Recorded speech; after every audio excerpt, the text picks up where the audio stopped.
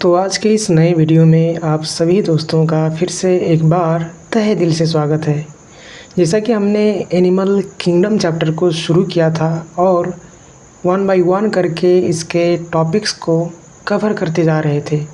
बस इसी सीरीज़ को कंटिन्यू करते हुए आज हम फाइलम आर्थ्रोपोडा और फाइलम मोलस्का के बारे में पढ़ेंगे। तो चलिए बिना किसी देरी के शुरू करते हैं आज के इस वीडियो को। एनसीईआरटी कहता है this is the largest phylum of Animalia. इसे लॉक कर देते हैं एक्सपोजर ताकि ये हिले नहीं। ठीक है। This is the largest phylum of Animalia which includes insects. तो जैसे कि तमाम फाइलम हैं, जैसे कि इनवर्टिब्रेट्स में जो है पोरीफेरा से लेकर इकाइनोडर्माटा तक ये सब फाइलम है। ऐसे ही कॉर्डेट्स फाइलम ही है, तो हेमिकॉर्डेट्स फाइलम ही है।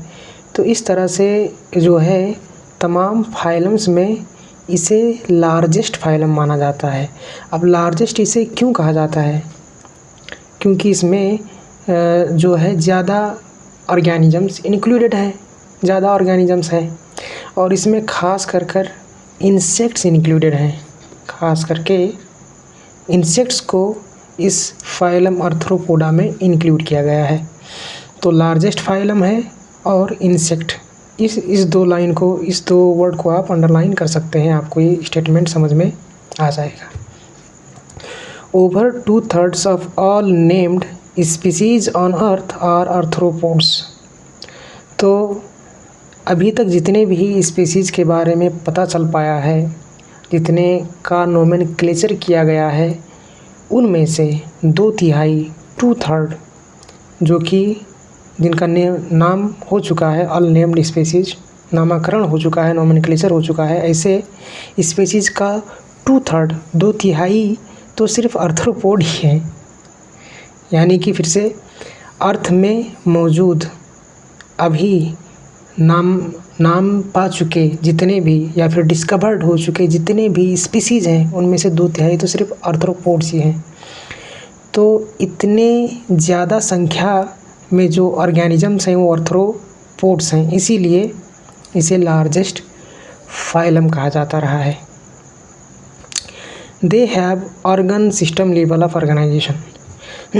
हर वीडियो में मैं इसे बताता रहा हूँ और इसमें भी बताऊँगा कि जैसे कि कोई एक स्पेसिफिक फिजियोलॉजिकल फंक्शन परफॉर्म करने के लिए एक से ज़्यादा ऑर्गन्स ग्रुप हो जाते हैं अगर, तो उन ऑर्गन्स के समूह को ही, ग्रुप को ही ऑर्गन सिस्टम कहा जाता है।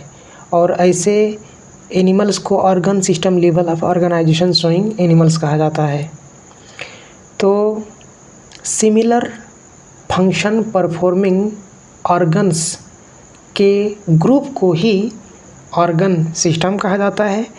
और ऑर्गन सिस्टम लेवल और ऐसे एनिमल्स जिनमें ऑर्गन सिस्टम पाया जाता है, उन्हें organ system level of organisation होने वाला एनिमल कहा जाता है। तो इसमें आप 2/3 आर्थ्रोपोड्स, इस तरह से ये दो लाइन अंडरलाइन करिए। जैसे कि सिर्फ सुनने से नहीं और समझने से नहीं होता है। एग्ज़ाम में अगर आपको मार्क्स चाहिए तो आपको मुँह ज़बानी बिना देखे याद भी होना चाहिए। उसके लिए आप इस एक मरतबा इसे देख कर लिखिए इन दो वर्ड्स को, 2/3 आर्थ्रोपोड्स, 2/3 आर्थ्रोपोड्स। उसके बाद में इसे बिना देखे लिखिए। इस तरह से आप प्रैक्टिस करिए। ऐसे ही largest phylum insects, largest phylum insect, इस तरह से प्रैक्टिस जब करेंगे तो आपका जो ये पूरा लाइन है ये आपके माइंड में रहेगा और जब कभी भी इससे क्वेश्चन पूछा जाएगा तो आप आसानी से उसे रिकॉल कर पाएंगे। एग्ज़ाम टाइम में सरती आप देखते जाएंगे तो भी आप काफ़ी चीज़ें गेन कर पाएंगे। फटाफट आपके माइंड में वो सारी चीज़ें ताज़ा हो जाएंगी जो आपने पढ़ा था। अब आगे बढ़ते हुए, they are bilaterally symmetrical triploblastic segmented and coelomate animals. Sorry. तो बायलेटरली सिमेट्रिकल, जैसा कि हम अभी तक बताते आए हैं कि शरीर के सेंटर से पास करने वाले किसी एक प्लेन से अगर इनके शरीर को आधे पार्ट्स में अगर बांटा जा सकता है, इक्वल हाफ्स में बांटा जा सकता है, तो ऐसे एनिमल्स को ही जो है क्या कहा जाएगा, बाईलेटरली सिमेट्रिकल कहा जाएगा। ट्रिप्लोब्लास्टिक जो है इनके एम्ब्रियोनिक डेवलपमेंट के दौरान, अर्ली लाइफ के दौरान जो है 3 जर्माइनल लेयर्स यानी कि एक्टोडर्म, मेसोडर्म बीच वाला और एंडोडर्म कर 3 जर्माइनल लेयर्स एपियर होते हैं। वही जर्माइनल लेयर्स फ़र्क ऑर्गन्स में कन्वर्ट होते हैं बाद में जाकर एडल्ट स्टेज में। तो इस तरह से अगर जो है एनिमल के एम्ब्रियोनिक स्टेज में 3 जर्माइनल लेयर्स अगर एपियर किए तो ऐसे एनिमल्स को ट्रिप्लोब्लास्टिक कहा जाता है। अब सेगमेंटेड और सीलोमेट एनिमल्स, तो जाहिर सी बात है आप इसमें देख सकते हैं, चाहे इसकी बात करें, चाहे ये जो स्कॉर्पियन है इसकी बात करें, चाहे ये जो बटरफ्लाई इसकी बात करें, चाहे ये जो है आप देख सकते हैं इसे टिड्डा इसकी बात करें, तो इन सब में क्या है कि जो बॉडी है सेगमेंटेड नज़र आ रहा है, तो ये सेगमेंटेड होते हैं। और सीलोमेट एनिमल्स, अब जैसा कि हमने अभी तक जाना है कि जो बॉडी वाल होता है एनिमल का और उसका जो गट वाल होता है यानी कि एलिमेंट्री कैनल का वाल, उसके बीच में कैविटी भी हो और कैविटी मेसोड्रम लेयर से अगर इंटरनली लाइंड भी हो, तो ऐसे कैविटी को क्या कहा जाता है, सीलम कहा जाता है। और ऐसे सीलम बेयरिंग एनिमल्स को ही सीलोमेट एनिमल्स कहा जाता है। तो आपको यहाँ अंडरलाइन करना है ऑर्गन सिस्टम लेवल। इतना जब आप जानेंगे तो organ system level of organisation है आप कह पाएंगे। बाईलेटरली सिमेट्रिकल, तो बाईलेटरली आप अंडरलाइन कर लीजिए। ट्रिप्लोब्लास्टिक अंडरलाइन कर सकते हैं, सेगमेंटेड अंडरलाइन कर लीजिए, सीलोमेट अंडरलाइन कर लीजिए। बाईलेटरल, ट्रिप्लोब्लास्टिक, सेगमेंटेड, सीलोमेट, इस तरह से एक बार लिखिए, फिर से बिना देखे लिखिए। इस तरह से आप इसे याद करिए तभी आपको एग्ज़ाम में फ़ायदा होगा। The body of arthropods is covered bye chitinous exoskeleton. तो जैसा कि हमने पढ़ा है, हमने जाना है, काइटिन जो होता है एक पॉलीसैकेराइड होता है। जब आप बायोमोलिक्यूल पढ़ेंगे, अगर आपने अभी तक नहीं पढ़ा है तो भी आप जान पाएंगे काइटिन क्या होता है। तो बहरहाल जो कुछ हो, कोई एक सब्सटेंस है, इस तरह से हम समझेंगे अभी फ़िलहाल के लिए। काइटिनस एक्सोस्केलेटन, तो इनका जो बाहरी कवरिंग है वो काइटिनस एक्सोस्केलेटन का बना हुआ होता है। यानी कि इनका जो बाहरी कवर है, जैसे भीतरी कवर जैसे कि हार्ड हो गया, स्केलेटल सिस्टम हो गया, उसे एंडोस्केलेटन कहते हैं। ऐसे बाहर से अगर कुछ ऐसा है उसके शरीर में जो कि हार्ड है, जैसे कि हमारे ये जो नंग होते हैं इसे भी एक्सोस्केलेटन कहा जाता है, हेयर होते हैं। तो इसे इनमें जो है, जो इनका जो बाहरी कवर होता है हार्ड होता है कंपैरेटिवली, और वो काइटिन का बना हुआ होता है। और उसे जो कि वो एक्सोस्केलेटन है और काइटिन से बना हुआ है, इसीलिए उसे काइटिनस एक्सोस्केलेटन कहा जाता है। एक बार फिर से, शरीर के बाहरी सरफेस पर जो है जो कवरिंग मौजूद होता है, प्रोटेक्टिव कवरिंग, हार्ड कवरिंग, उसे एक्सोस्केलेटन कहते हैं। और अगर वो काइटिन से बना है तो उसे काइटिनस एक्सोस्केलेटन कहते हैं। और आर्थ्रोपोड में काइटिनस एक्सोस्केलेटन पाया जाता है। तो इस तरह से आप काइटिनस एक्सोस्केलेटन, ये इस वर्ड को अंडरलाइन करिए और इसे बार बार प्रैक्टिस करिए, देख कर और बिना देखे। The body consists of head, thorax and abdomen. तो हेड के माने जो होते हैं वो इनका सिर हो गया, थोरैक्स इनका जो ये बीच वाला हिस्सा है, इनके पेट और इनके हेड के बीच का जो हिस्सा होता है इसे ही थोरैक्स कहा जाता है। और ये जो इनका पीछे का हिस्सा होता है इसे एब्डोमेन कहते हैं। तो पहले से ही हाईलाइटेड है, जाहिर सी बात है कुछ अहमियत है इसका, चाहे बोर्ड एग्ज़ाम हो चाहे नीट का एग्ज़ाम हो। और नीट में भी इन्हीं लाइनों से ही अगर आप पेपर उठाकर देखेंगे तो इन्हीं लाइनों से ही जो है क्वेश्चंस पूछे जाते हैं। They have jointed appendages, arthros joint poda appendages. तो इस स्टेटमेंट को आपको समझने के लिए आप सिर्फ इसे याद कर लीजिए। आर्थ्रोज के माने होते हैं ज्वाइंट, पोडा के माने होते हैं अपेंडेजेस। तो यानी कि आर्थ्रोपोडा ज्वाइंटेड अपेंडेजेस वाला एनिमल होता है। तो इससे आपको आर्थ्रोपोडा का मीनिंग भी पता चल गया। आर्थ्रोपोडा ज्वाइंटेड अपेंडेजेस होने वाला एनिमल है, ये भी पता चल गया। अब ज्वाइंटेड अपेंडेजेस के माने क्या होते हैं, जैसे कि आप देखिए यहाँ पर प्रत्येक अपेंडेजेस पेयर में मौजूद है। प्रत्येक अपेंडेजेस पेयर में जोड़ी जोड़ी में मौजूद है। कुछ इस तरह से लग रहा है मानो कि एक दूसरे से जुड़ा हो, ज्वाइंटेड हो। तो ऐसे अपेंडेजेस को ज्वाइंटेड अपेंडेजेस कहते हैं। अब आगे बढ़ते हुए जैसे कि देखा जाए तो respiratory organs are gills, book lungs और ट्रेकियल सिस्टम।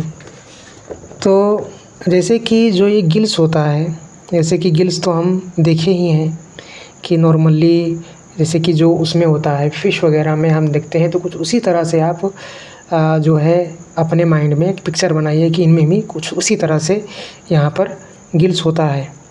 अब ये जो बुक गिल्स होता है, अगर आप देखेंगे इसे इंटरनेट पे जाकर गूगल पर सर्च कर तो आप पाएंगे कि ये जो बुक होता है, ये जो बुक है, ये बुक का जो इस तरह से अगर देखें, इसे थोड़ा सा अगर दूर करें तो इस तरह से बटा बटा नज़र आएगा। इसमें जो है स्पेस नज़र आएगा। तो बस इसी तरह से आप इनके कुछ इस रीजन में, मतलब सब आर्थ्रोपोड में नहीं होता है। जैसे कि ये हो गया, स्कॉर्पियन हो गया, इसमें स्कॉर्पियन वगैरह में बुक गिल्स पाया जाता है। तो स्पाइडर वगैरह में जो है ये पाया जाता है बुक गिल्स। तो ये जो बुक गिल्स होता है, ये कुछ किताब की तरह नज़र आता है, किताब के पन्नों, पन्नों की तरह नज़र आता है, अरेंज्ड पन्नों की तरह। तो ये बुक गिल्स हो गया। और एक वर्ड इस्तेमाल करता है बुक लंग्स और ट्रैकियल सिस्टम।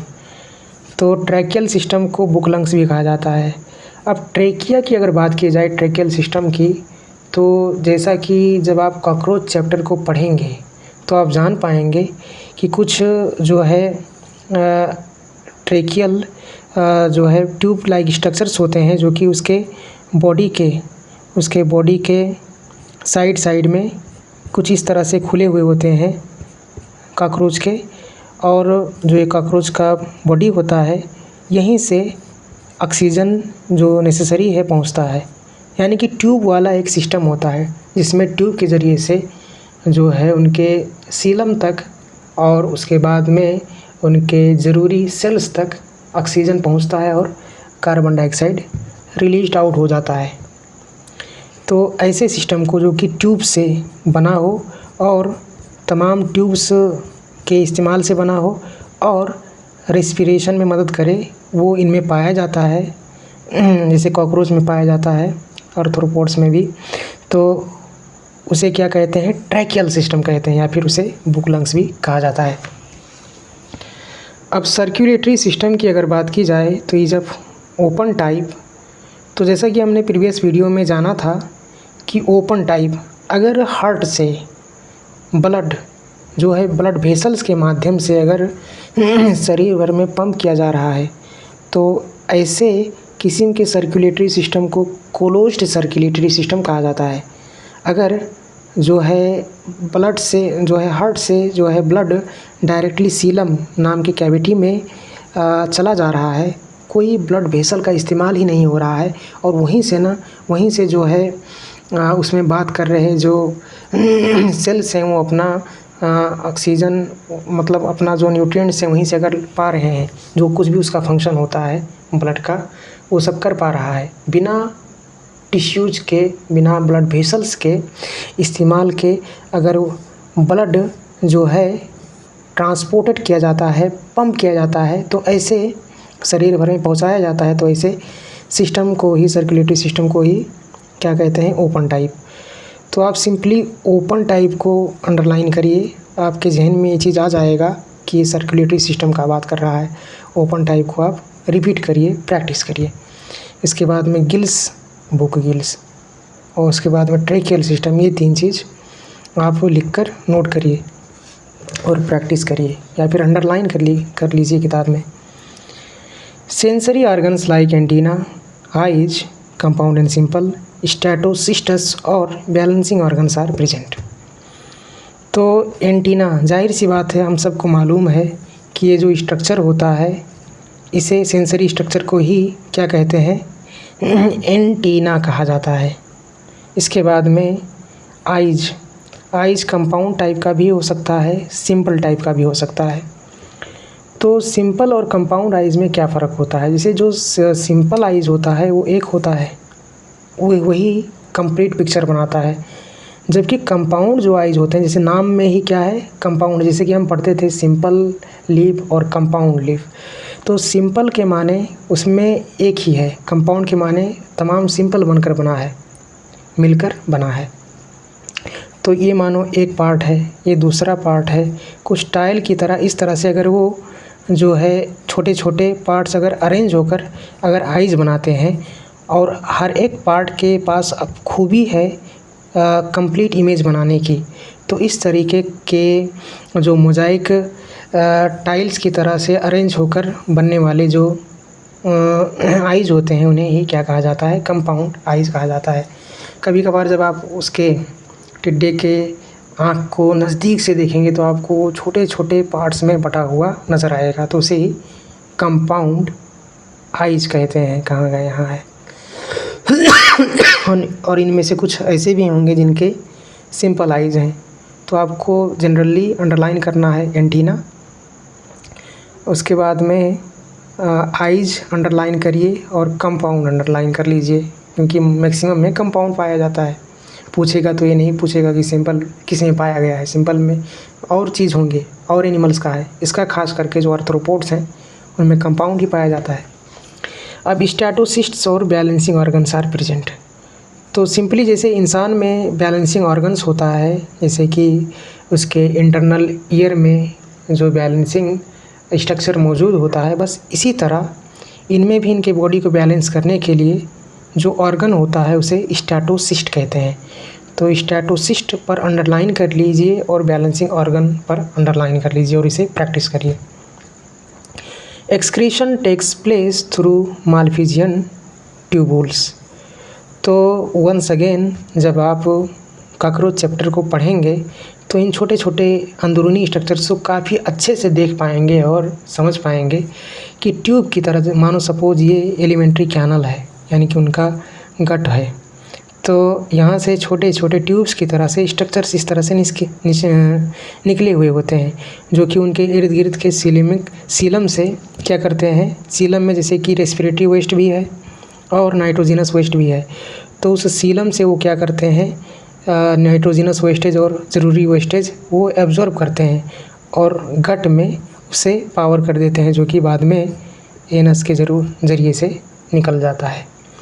तो ट्यूब से बना हुआ ही एक जो सिस्टम होता है जो कि सीलम से वेस्टेज को कलेक्ट करता है और उसे गट में पावर करता है और गट से वो फाइनली रिलीज़ होता है।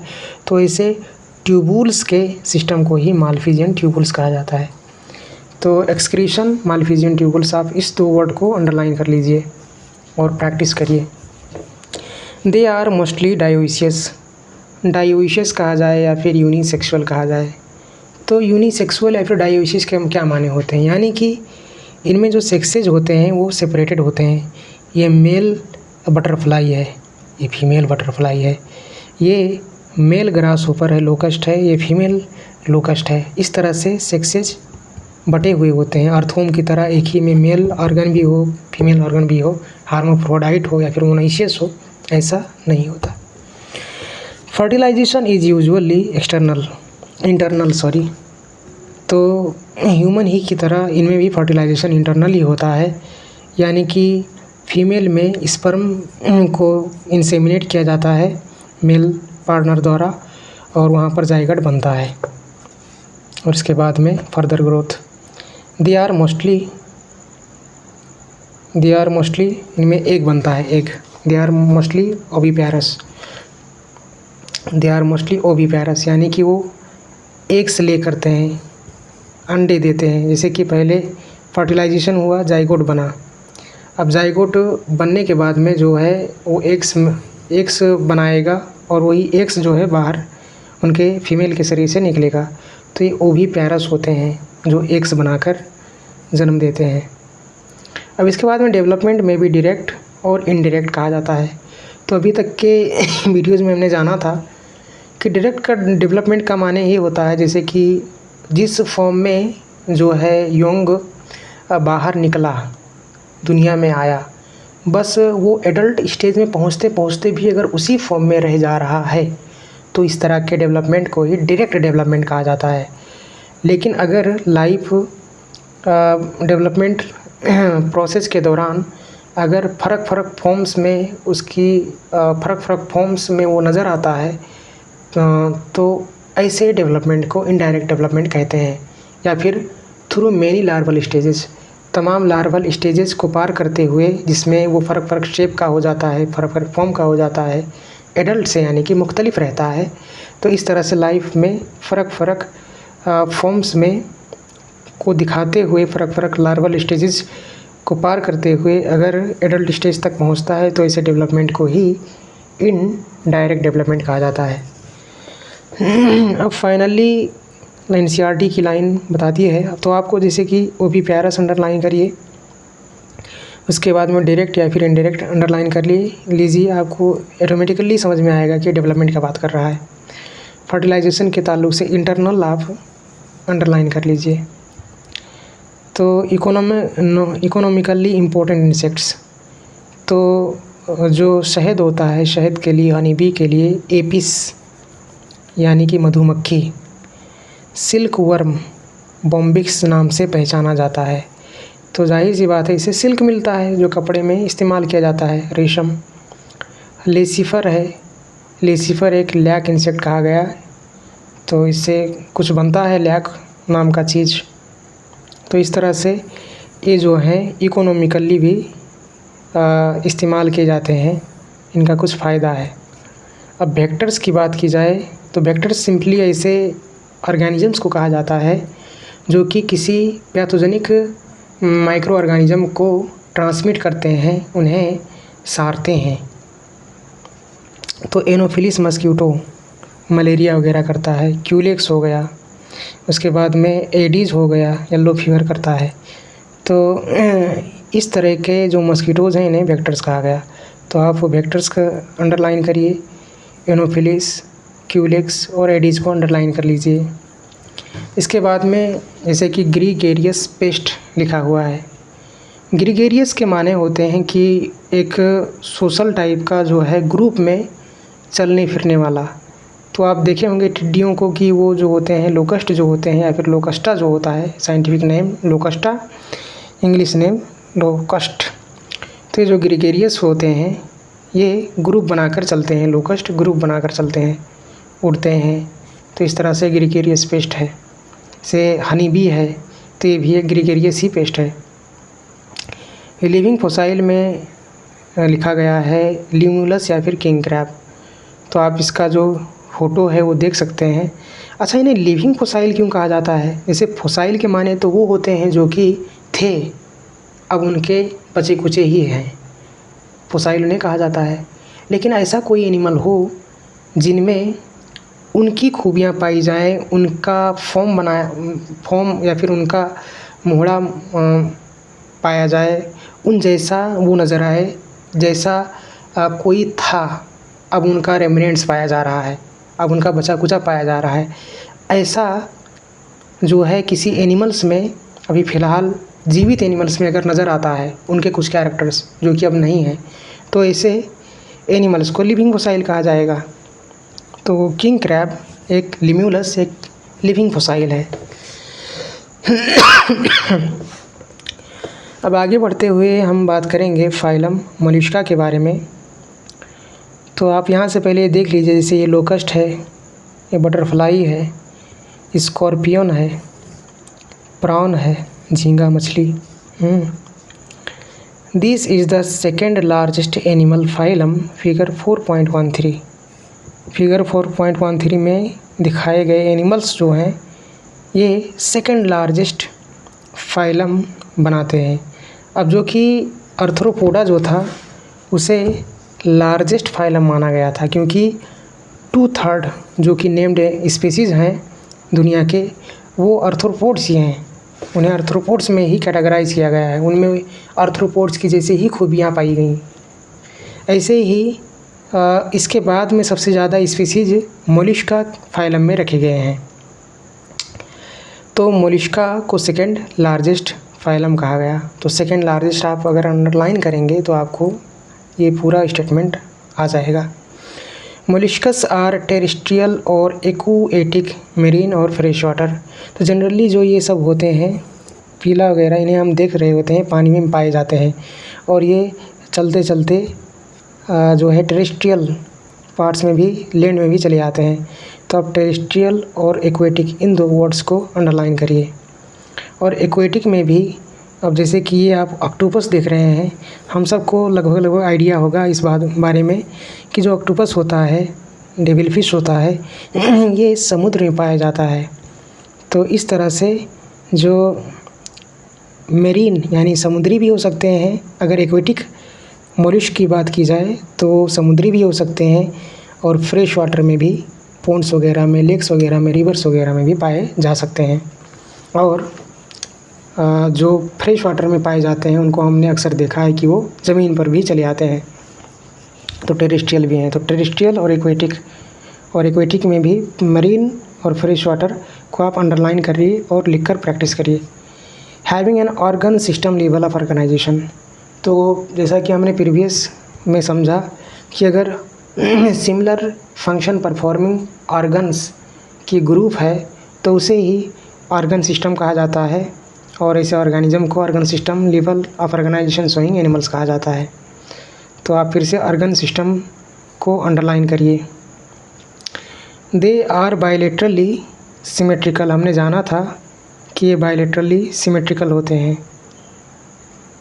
तो अब जैसे कि आप स्नेल को अगर देखेंगे, जो कि एक मोलस्का है, स्नेल को अगर आप देखेंगे, जैसे कि यहाँ लिखा हुआ है पीला एप्पल स्नेल, पिंटाडा, इसके बाद में पर्ल ऑयस्टर, सेपिया है, कटल फिश जिसे कहते हैं, लोलिजो squid, octopus, devil fish, एप्लाइजिया, see here, देंतालियम जिसे टस्क सेल कहते हैं, चाइटोप्ल्यूरा, चाइटोन को कहते हैं।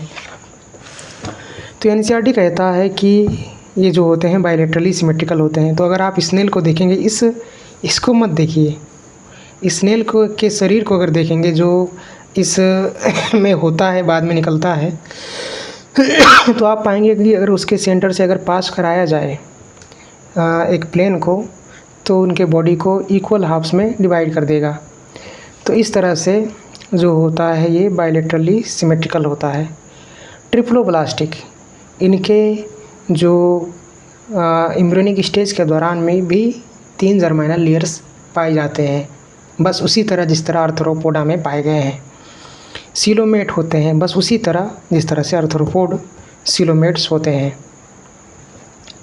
Body is covered by a calcareous shell and is unsegmented. तो आप इसमें जैसे कि बायलेटरली इस वर्ड को अंडरलाइन कर लीजिए, ट्रिप्लोब्लास्टिक को अंडरलाइन कर लीजिए और सीलोमेट को अंडरलाइन कर लीजिए।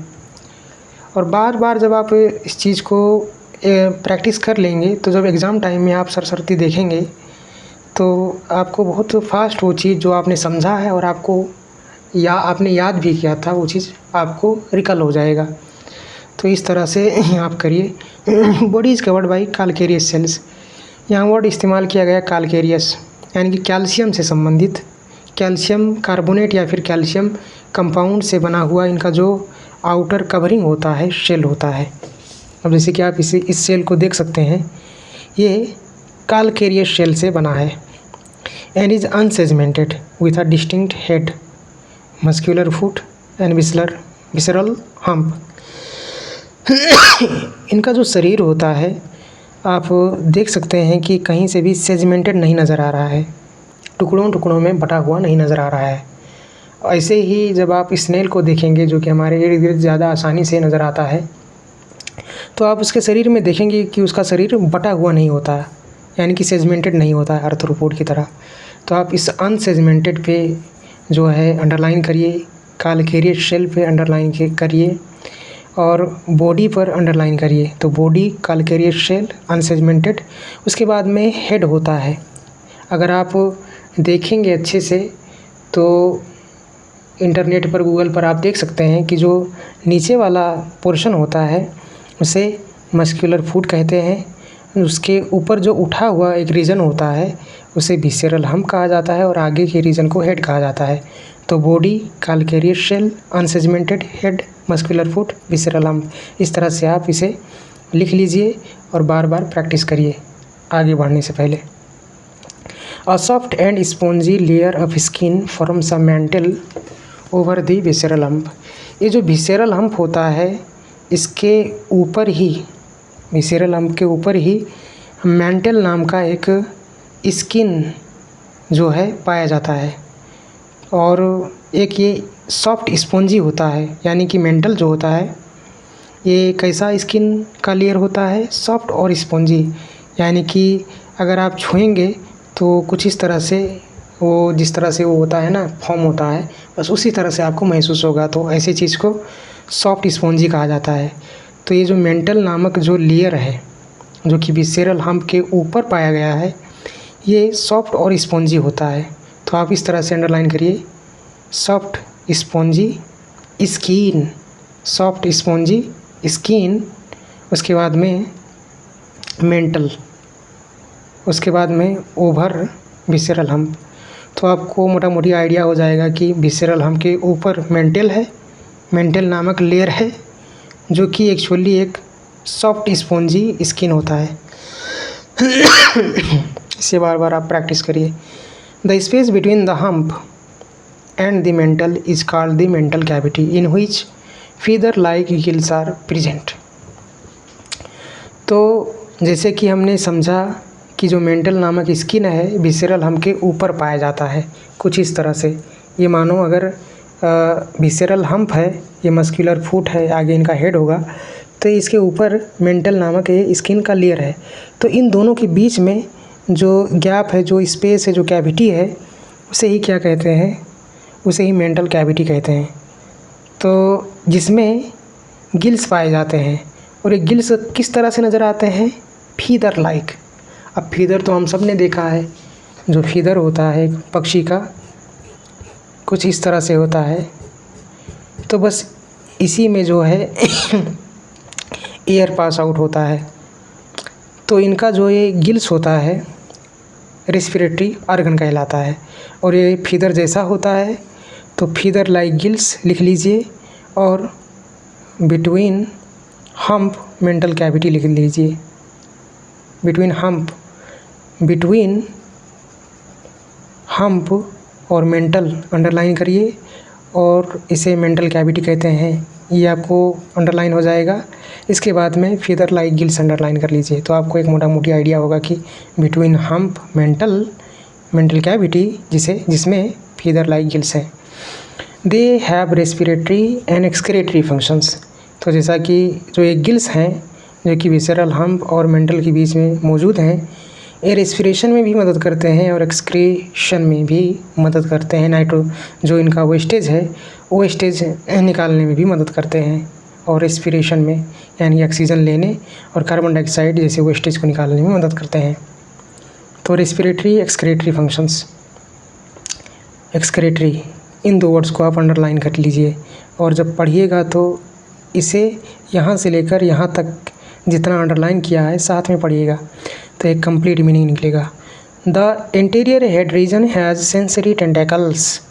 तो जैसा कि आप देख सकते हैं ये ऑक्टोपस है, डेविल फिश है, इसमें आप इनके ये जो टेंटेकल्स हैं, टेंटेकल्स को देख सकते हैं, कुछ इस तरह से ये मौजूद हैं। तो अब इनका काम क्या होता है, जाहिर सी बात है तैरने में मदद करते हैं, जाहिर सी बात है कुछ चीज़ को पकड़ने में मदद करते होंगे। बहरहाल नेचर में सेंसरी होते हैं, यानी कि इनमें सेंसेज होता है, ये टच करते हैं तो महसूस कर सकते हैं कहाँ इनका शिकार है, क्या है, कैसे है। और एंटीरियर हेड रीजन में, ये हेड रीजन है, एंटीरियर हेड रीजन में मौजूद होते हैं। तो anterior head region, sensory tentacles, इन दो वर्ड्स को आप अंडरलाइन करिए। The mouth contains a file like rasping organ for feeding called radula. तो रेड्यूला एक फीडिंग ऑर्गन होता है, रास्पिंग ऑर्गन होता है, फाइल लाइक। तो हम सब ने फाइल को देखा है, हम सब ने बुक को देखा है। फाइल कुछ इसी तरह तो नज़र आता है, कुछ इस तरह तो नज़र आता है, इस तरह से। तो फाइल की तरह नज़र आने वाला रास्पिंग ऑर्गन, इसे आप अंडरलाइन करिए और इसे रेड्यूला कहते हैं। फीडिंग पर भी अंडरलाइन करिए। तो फाइल लाइक रास्पिंग ऑर्गन, यहाँ तक अंडरलाइन कर लीजिए। फीडिंग में मदद करता है, ये आपको पता चल जाएगा। फीडिंग पर अंडरलाइन कर लीजिए। और रेड्यूला कहते हैं, इसे अंडरलाइन कर लीजिए। और माउथ में भी अंडरलाइन कर लीजिए ताकि ये पता हो कि ये पाया कहाँ जाता है। अब जाहिर सी बात है, अगर फीडिंग के लिए है तो माउथ में ही पाया जाएगा। तो इसे आप छोड़ भी सकते हैं। File like organ feeding radula, इस तरह से अंडरलाइन कर लीजिए और बार बार से प्रैक्टिस करिए।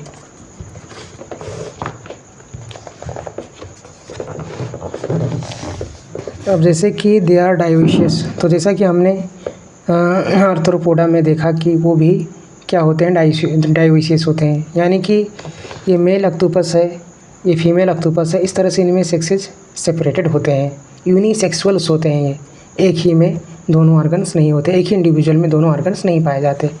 तो आप डायोशियस अंडरलाइन कर लीजिए। इसके बाद में ओवी पैरस, ये एग ले करते हैं, यानी कि यंग वंस को जन्म नहीं देते। इनके फीमेल के शरीर से एग्स निकलता है। इनडायरेक्ट डेवलपमेंट, यानी कि डायरेक्टली जो यंग वंस होते हैं वो एडल्ट में नहीं कन्वर्ट हो जाते, बल्कि उनके बीच में कुछ लार्वल स्टेजेस भी होते हैं जो कि एडल्ट स्टेज से काफ़ी मुख्तलिफ होते हैं। अब कुछ नाम दिया हुआ है। पीला एप्पल स्नेल, इसको अंडरलाइन कर लीजिए। Pinctada pearl oyster, underline कर लीजिए। सेपिया जिसे कटल फिश भी कहते हैं, अंडरलाइन कर लीजिए। लुलिजो स्क्विड कहते हैं, अंडरलाइन कर लीजिए। ऑक्टोपस डेविल फिश कहते हैं, अंडरलाइन कर लीजिए। एप्लाइजिया सी हेयर कहते हैं, अंडरलाइन कर लीजिए। डेंटालियम टस्क शेल, हाथी के सूंड के टस्क की तरह जो उनका दांत होता है आगे वाला, उसकी तरह नज़र आता है, अंडरलाइन कर लीजिए। साइटोप्ल्यूरा काइटोन, अंडरलाइन कर लीजिए। और इसे बार बार आप लिखकर, देखकर और एक बार बिना देखे प्रैक्टिस करिए, तो आपको ये याद हो जाएगा।